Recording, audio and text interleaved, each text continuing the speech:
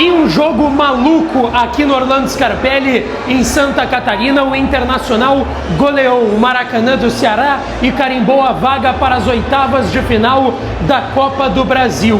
Dinheiro no bolso e algumas lições importantes, principalmente sobre pênaltis, porque 3 foram bem marcados aqui no Orlando Scarpelli, porém perdidos pelo Internacional. Nesse vídeo a gente fala sobre o jogo e sobre a classificação colorada para as oitavas de final da Copa do Brasil.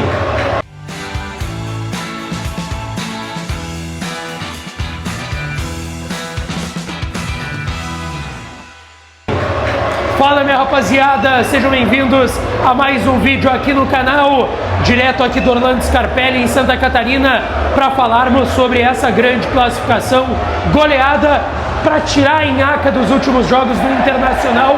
Esse jogo era muito necessário e a gente vai falar sobre isso. Antes, não te esquece, deixa o teu like, te inscreve, ativa o sininho das notificações para tu não perder nada por aqui, e sempre esse conteúdo com apoio de KTO.bet.br.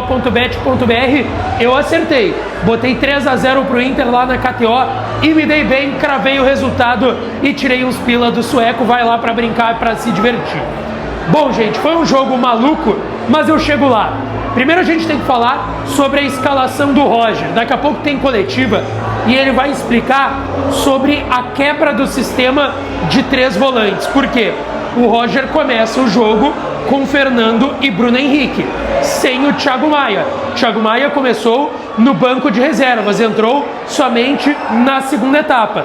Ele tira o Thiago Maia, desfaz os 3 volantes, fica com Fernando e Bruno Henrique e bota o Gustavo Prado na ponta.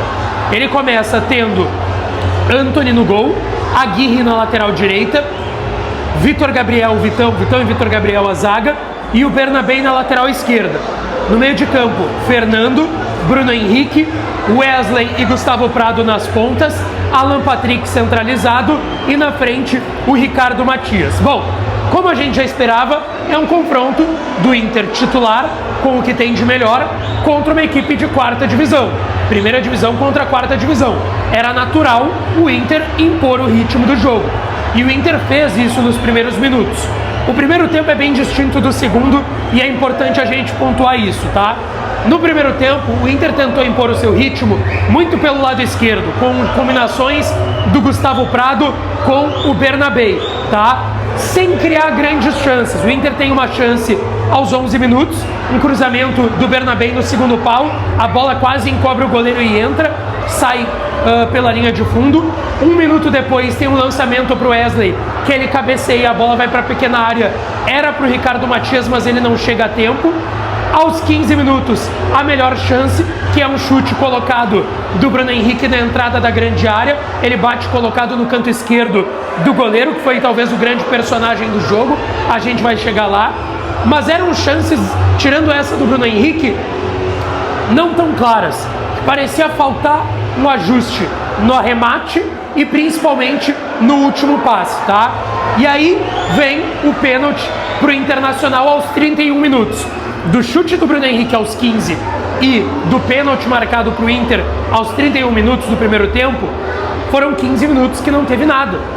Que o Inter parou de pressionar o Maracanã, não sei por qual razão, parou de impor o seu ritmo aqui no Orlando Scarpelli, mas num cruzamento do Alan Patrick, a bola bate no braço, me parece claro o pênalti pro Internacional.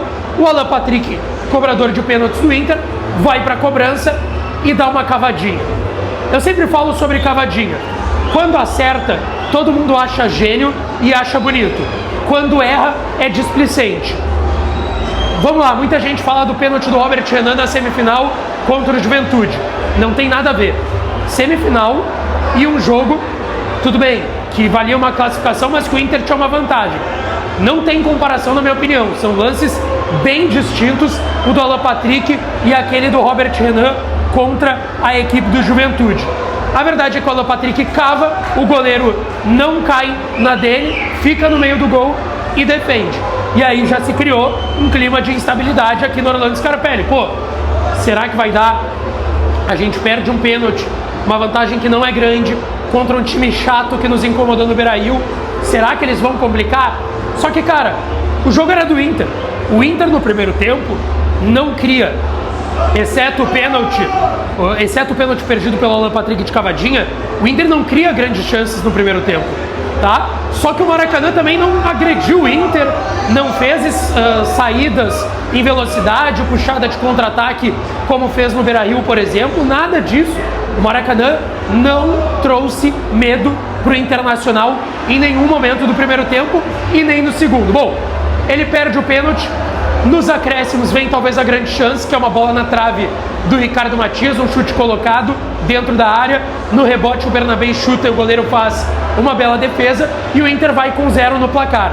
Ainda no finalzinho, o Vitor Gabriel sente algo, me parece tornozelo esquerdo, sai para a entrada do Juninho e aí vem para o segundo tempo, e aí o segundo tempo é completamente diferente. O Roger não faz nenhuma alteração, além dessa no final do primeiro tempo, a entrada do Juninho por ordem médica da situação do garoto Vitor Gabriel, mas o Inter empurra desde os primeiros segundos do segundo tempo o Maracanã para o seu campo, fica com a bola, vai empilhando chances. Aos 5 tem a falta no bico da grande área pelo lado esquerdo, lá daquele lado onde eu estou apontando aqui, e o Alan Patrick, numa cobrança magistral para se redimir do pênalti perdido de cavadinha, faz um golaço, bota a bola por cima da barreira, ela ainda beija o canto esquerdo, quase dá na bochecha da rede, uma cobrança perfeita do Alan Patrick, o goleiro nem vai na bola, isso aos 5 minutos, não perde as contas.